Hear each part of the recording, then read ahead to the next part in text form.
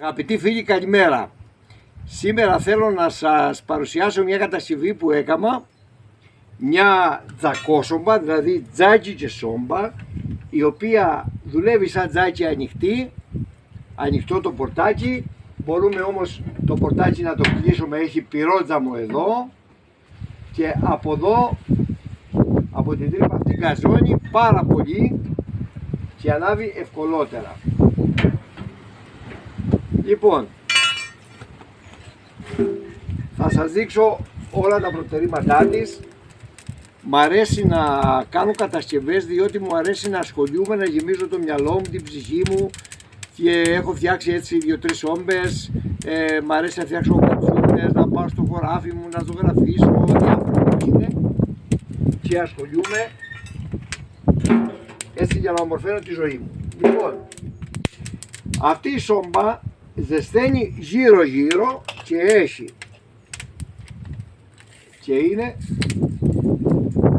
45 πόντους τετράγωνη και χωράει μέσα τεράστια ξύλα. Αυτό το ξύλο είναι 1 μέτρο.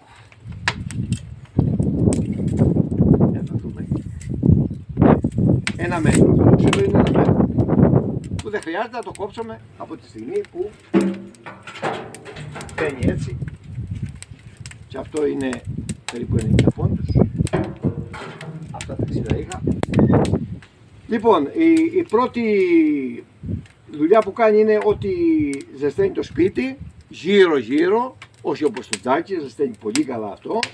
Η δεύτερη δουλειά που κάνει είναι ότι όταν δεν έχουμε στάχτη εδώ μέσα πολύ, αλλά έχουμε τα κάρβουνα, από κάτω ψήνει πάρα πολύ ωραίο ψητό.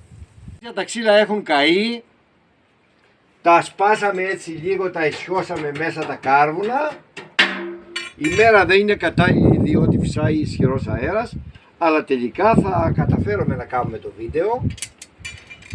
Έχουμε εδώ ένα σιδεράκι, το οποίο το αφήνουμε εδώ μέσα και έχει 2 σκάλες, και πιο ψηλά και πιο χαμηλά, για να βάλουμε τις σκάλες.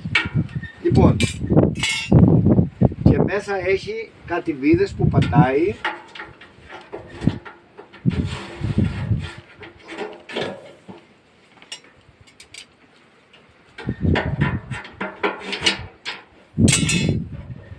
Γυρνάει μέσα, βλέπετε πως γυρνάει, και περιμένουμε να ψηθεί, να σας το δείξουμε ψημένο μετά. Λοιπόν, το κρέας μας είναι έτοιμο. Βγάζουμε το σιδεράκι, το αφήνουμε εδώ μέσα για την επόμενη φορά και πάμε για να φάμε τώρα. Η σαλάτα είναι έτοιμη μετά και οι πατάτες.